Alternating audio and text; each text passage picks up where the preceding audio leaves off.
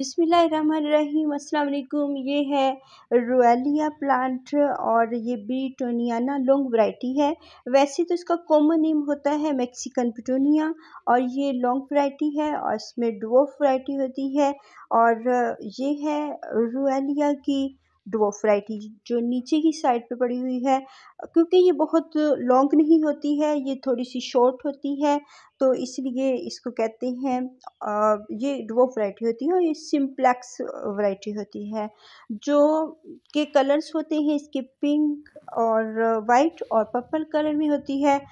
इसका एक red colour होता है और मेरी ख्वाहिश है कि वो मुझे कहीं से मिले तो उसको मैं अपने गार्डन में ऐड करूं।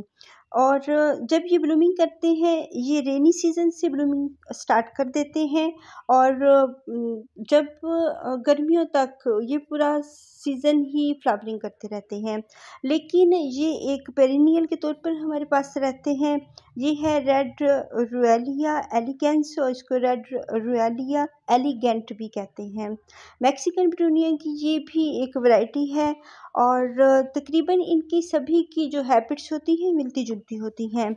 और जो ये है एक जो ड्वार्फ वैरायटी होती है उसको कह सकते हैं कि ये एक सुकुलेंट के तौर पे होती है। जो लॉन्ग वैरायटी होती है वो आम जो प्लांट होते हैं हमारे गार्डन में उसकी तरह बढ़ती है और वो खुद ब खुद मेरे गार्डन में आई है, उसको मैंने बाय भी नहीं किया। और ये जो ड्वार्फ वैरायटी है, अगर हम एक मरतबा बाय कर लेते हैं इसके 3 कलर्स पिंक, वाइट और पर्पल, तो फिर ये हमारे गार्डन में रहती है और ये सेल्फ प्रोपगेशन भी करते हैं। इनके जो सीड्स होते हैं वो पॉप होते हैं और जो इर्द-गिर्द के पॉट्स होते हैं उनमें गिरते हैं, स्प्रिंकल होते हैं और फिर वो खुद ब खुद वहाँ से बेबी प्लांट्स निकल आते हैं। अगर इनके ऊपर फ्लावर्स नहीं भी आ रहे होते तो इनके जो टेक्सचर होता है जैसे डेट पाम जैसा होता है, जैसे खजूर का दरख्त होता है, तो ये बहुत खूबसूरत लगते हैं। तो एक खूबसूरत टेक्सचर के साथ अगर ये सारा साल हमारे गार्डन में रहते हैं तो ग्रीनरी होती है हमारे गार्डन में और ये इनकी अपनी एक खूबसूरती होती है और ये पूरा साल ही कभी-कभी दरमियान में फ्लावरिंग करते रहते हैं। लेकिन जब रेनी सीज़न में ये अच्छे तरीके से फ्लावरिंग करते हैं तो फिर ये सर्दियों तक अपनी फ्लावरिंग करते रहते हैं और इनमें जो कलर्स आते हैं बहुत ज़्यादा भर के, तो फिर ये बहुत खूबसूरत लगते हैं। और इनकी हैबिट होती है कि जो फ्लावर खिलते हैं वो एक दिन ही खिलते हैं और फिर नेक्स्ट डे न्यू फ्लावर्स आते हैं। तो इनको हम बुश के तौर पे भी लगा सकते हैं और इनको हम एक हैंगिंग बास्केट में भी लगा सकते हैं, इसको एक पॉट में भी लगा सकते हैं। बहुत छोटी-सी अगर बॉटल में भी लगाएँ तो वो इसमें उसमें भी लग जाते हैं। तो इनके लिए बहुत बिग पॉट भी बहुत अच्छा चलता है, उसमें भी ये अच्छे तरीके से चलते हैं। अगर छोटी-सी बॉटल में लगे हुए हैं तो उसमें भी बहुत अच्छे तरीके से ये ब्लूमिंग करते हैं। इनको हेज के तौर पर भी लगाया जाता है। अगर हम ज़मीन पर लगाते हैं और एक हेज के तौर पे लगाते हैं तो ये हेज के तौर पर बहुत अच्छे तरीके से ब्लूमिंग करती है। और रोएलिया को हम इंडोर भी लगा सकते हैं और बहुत ज़्यादा धूप में भी ये चल जाता है और पार्शियल लाइट में भी ये ब्लूमिंग करता है। तो अगर हम इसको थोड़ा-सा कम लाइट है तो ये इसमें जब अब इसका मौसम आता है, आइडियल सा टेम्परेचर होता है, तो ये उसमें अपनी ब्लूमिंग स्टार्ट कर देती है।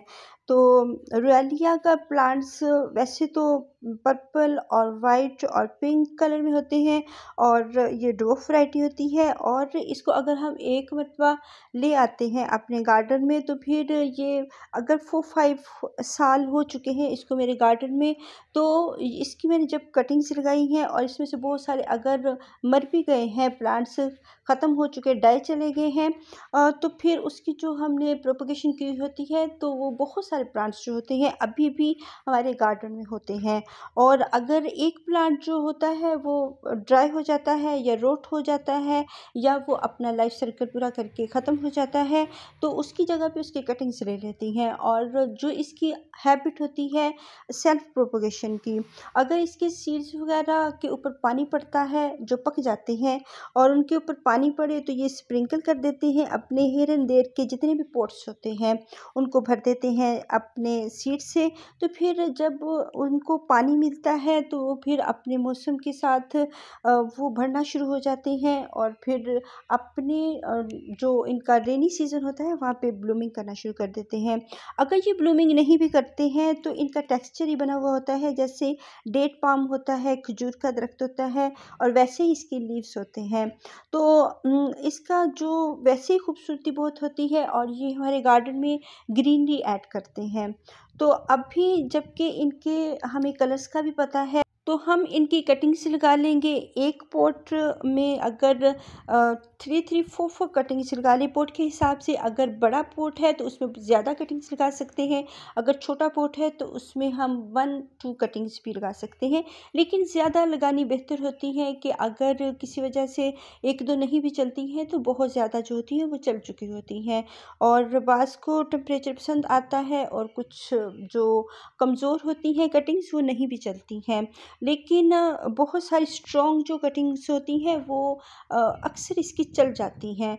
और रेनी सीज़न में तो हर किस्म के जो बहुत हार्ड प्लांट्स होते हैं उनकी भी कटिंग्स चल जाती हैं। ये मौसम बहुत अच्छा सा होता है। एक रेनी सीज़न और एक जो फरवरी का मंथ होता है उसमें तमाम ही प्लांट्स क्योंकि वो टेम्परेचर होता है नॉर्मल सा, उसमें तमाम ही प्लांट्स की कटिंग्स और जो सीड्स होते हैं वो चल जाते हैं।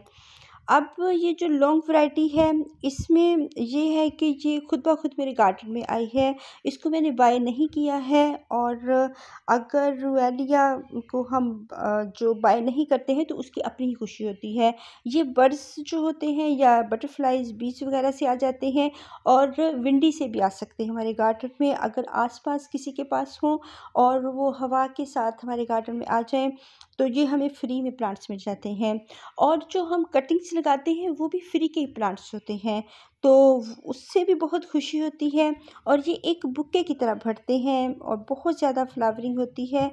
और अगर हम बिग पॉट में तमाम ही कलर्स लगा दें तो वो एक भरा हुआ सा बहुत खूबसूरत सा लगेगा।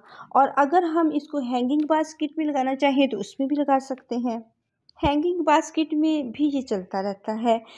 वैसे तो इसको हम फुल धूप में लगाते हैं, अगर इसके लिए पार्शियल लाइट भी इसको मिल जाती है या शेडी एरिया भी मिल जाता है तो ये अपने वक्त पर ब्लूमिंग कर लेती है। और ये प्लांट बहुत खूबसूरत होता है और इसकी 4-5 इंच की कटिंग्स हम लगा सकते हैं। और अगर थोड़ी बड़ी भी हो जाती है 5-6 इंच की भी हो जाती है तो ये बहुत ईजीली चल जाती है और इसकी छोटी कटिंग भी अच्छी तरीके से चल जाती है। तो इसको हम लगाने के बाद शेडी एरिया में रखेंगे। कटिंग्स को पानी हम ज़्यादा नहीं देते हैं। अगर रूटेड प्लांट है वो तो पानी को बर्दाश्त कर लेता है, अगर ज़्यादा भी हो जाता है।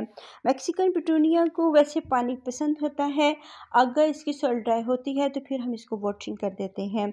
और अगर इसकी हम कटिंग से लगाते हैं तो उसमें वाटरिंग अगर एक दिन ड्राई सॉइल भी हम रख लें क्योंकि वो शेडी एरिया में पड़ा हुआ है, वो कोई धूप में नहीं पड़ा हुआ। क्योंकि कटिंग्स जब हम लगाते हैं वो शेडी एरिया में रखते हैं जब तक कि उसकी रूट्स ना आ जाएं। तो कटिंग के जो पानी होता है अगर वो ड्राई हो जाती है सॉइल और एक दिन ड्राई भी रहती है तो ठीक है। और अगर रूटेड प्लांट है तो उसमें अगर जब सॉइल ड्राई होती है तो हम वाटरिंग कर देते हैं। कटिंग्स को हर वक्त हम मॉइस्ट नहीं रखेंगे वरना वो गलना शुरू हो जाएंगी। ख़ास तौर पर इसकी जो ड्वार्फ वाला पिटूनिया है, रियोलिया मैक्सिमा जो है, इसकी अगर हम कटिंग्स लेते हैं तो इसको हम हर वक्त मॉइस्ट नहीं रखेंगे। और जो दूसरा है आम जो वैरायटी होती है उसकी अगर कटिंग लेते हैं तो जब सॉइल ड्राई होती है तो फिर हम इसको वाटरिंग कर देते हैं। ओवर वाटरिंग से कटिंग्स ख़राब हो जाती हैं और अगर वो 1 मंथ के लिए सॉइल ड्राई नहीं हो रही है तो फिर कटिंग तो मस्ट गल सड़ जाती हैं।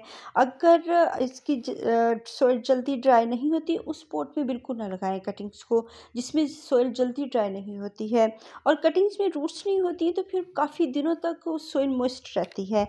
बहुत कॉमन वजह यही होती है कि जो हम भर भर के पानी देते हैं अपनी कटिंग्स को, उनके ड्राई होने का इंतज़ार नहीं करते हैं। और प्लास्टिक जो पॉट्स होते हैं इनके होल्स बंद हो जाते हैं, तो इनको हमने वक्तन चेक करते रहना है। अगर होल्स बंद हो गए हैं तो उनको हम किसी गर्म नाइफ़ के साथ दोबारा से खोल सकते हैं, या किसी भी पेंसिल के साथ इसको होल्स को हम खोल लें तो जो रुका हुआ पानी होता है वो निकल जाता है और ड्रेन होना शुरू हो जाता है। तो इसके जो छोटे-छोटे अगर हम कप्स ले लेते हैं और इनमें थोड़ी-सी हल्की-सी मॉइस्चर रहती है, तो ये अच्छे तरीके से इसकी कटिंग चलती है और उनको ड्राई होना उनका मस्ट होता है। अगर वो नहीं हो रहे हैं तो फिर कटिंग्स हमारी नहीं चलेंगी। तो इनको जब हम वॉशिंग करते हैं 1 दिन 2 दिन ड्राई शेड में रख लें और फिर वॉशिंग करें। और इसके जो नीचे वाले लीव्स हैं उनको हमने निकाल कर तो इनको एक अभी तो मैं अलग-अलग कलर्स लगा रही हूँ, वरना हम एक ही पॉट पे तमाम कलर्स भी लगा सकते हैं और वो एक बुके टाइप बहुत खूबसूरत सा लगता है। तो इसकी कटिंग्स को हम लगा लेंगे, नीचे के लीव्स उतारें, ज़्यादा उतारने की ज़रूरत भी नहीं होती और ना ही इसके फ्लावर्स उतारने की ज़रूरत होती है। ये ऐसे ही ब्लूम करते रहेंगे और थोड़े दिनों तक जो इसकी रूट्स हैं वो भी अच्छी सी बन जाएंगी। और इसकी जो ये मोटी-मोटी सी थिक सी हैं, तो इनमें मॉइस्चर है। ये बहुत बारीक पतली सी जो हैं वो कटिंग्स नहीं है। तो वाइट वाली 2-3 लगा दें। अगर कोई जो होती है बहुत सेंसिटिव सी कटिंग्स होती हैं, वो नहीं भी चलती हैं। तो अगर हम ज़्यादा लगा लेंगे तो बहुत सारी हमारी चल जाती हैं, कोई ख़राब भी हो जाती है तो कोई मसला नहीं होता उसका।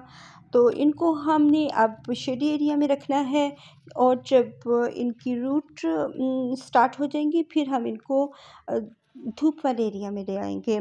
तो इनकी प्रोपगेशन होती रहती है और ये हमारे गार्डन में बहुत अच्छे तरीके से चलते रहते हैं। और इनके साथ दूसरे जो लैंटानास के फ्लावर्स हैं वो भी खिल रहे हैं। और हर मौसम होता है, हर फ्लावर्स का नहीं होता है। कोई किसी मंथ में फ्लावरिंग करते हैं तो कोई और दूसरे मंथ में फ्लावरिंग शुरू कर देते हैं। और रेनी सीज़न में जो करते हैं तो ज़रूरी नहीं है कि उनको हम बहुत ज़्यादा पानी देना शुरू कर दें। अल्लाह हाफ़िज़।